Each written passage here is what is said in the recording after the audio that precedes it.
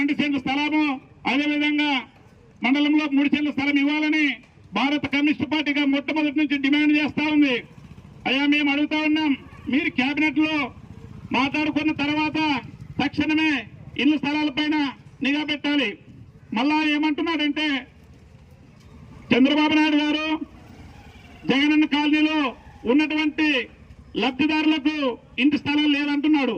మేము అడుగుతా ఉన్నాం, మీరు ఎన్నికల ముందర ఆ కోత పోయలేదు. ఎవరైతే 1 సెంటు ఏమాత్రం సరిపోవడం లేదు, 1,80,000 రూపాయలు ఏమాత్రం సరిపోవడం లేదు, వాళ్ళందరూ కూడా పట్టణంలో 2 సెంట్లు, మండలంలో 3 సెంట్ల స్థలం ఇస్తానని మీరు హామీ ఇచ్చారు.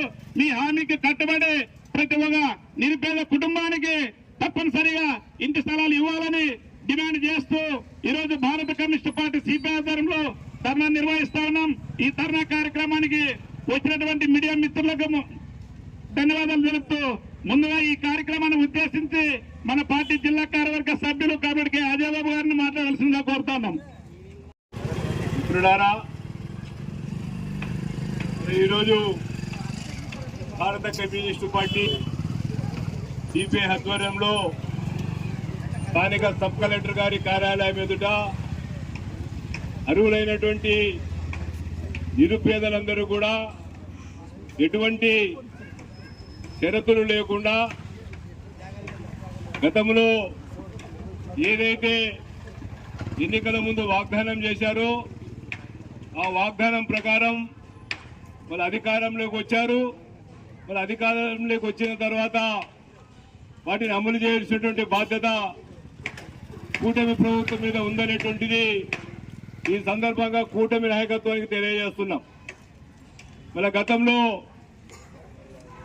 జగన్మోహన్ రెడ్డి గారు రాష్ట్ర వ్యాప్తంగా జగనన్న కాలనీలు కాదు, జగనన్న ఊర్లను నిర్మిస్తాననేటువంటి పథకం మీద జగనన్న కాలనీలను ఏర్పాటు చేశారు. మళ్ళీ ఆ సందర్భంగా రాష్ట్ర వ్యాప్తంగా 32 లక్షల మందికి అర్హులైనటువంటి వారందరినీ కూడా గుర్తించి మళ్ళీ ఆ రోజు ఇళ్ల స్థలాలు ఇచ్చి ఇళ్ల నిర్మాణాలు కూడా చేపట్టడం జరిగింది. మరి అయినా కూడా అక్కడ ఇచ్చినటువంటి స్థలాలు కానీ లేకపోతే ఎక్కడైతే ఎన్నిక చేసినటువంటి ప్రాంతాలు అర్హులకు అనేక రకాలైనటువంటి ఇబ్బందులు ఎదుర్కొంటున్నారు. ఏవో కొండ పొరంబోకు స్థలాల్లో, కాలువల్లో, మిగతా నివాస యోగ్యంగా అయినటువంటి చోట్ల మీరు ఇచ్చారనేటువంటి అపవాదనను మీరు మూటను కట్టుకుని మరి జగన్మోహన్ రెడ్డి గారు అధికారంకు దూరమైనారు. మరి ఆ సందర్భంగానే పట్టణంలో కేవలం 2 సెంట్లు, పట్టణంలో 2 సెంట్లు, గ్రామీణ ప్రాంతాల్లో 3 సెంట్లు ఇవ్వాలనేటువంటి డిమాండు భారత కమ్యూనిస్టు పార్టీగా అనేక సందర్భాల్లో దశాబ్ద కాలంగా పోరాటాలు చేస్తూనే ఉన్నాం.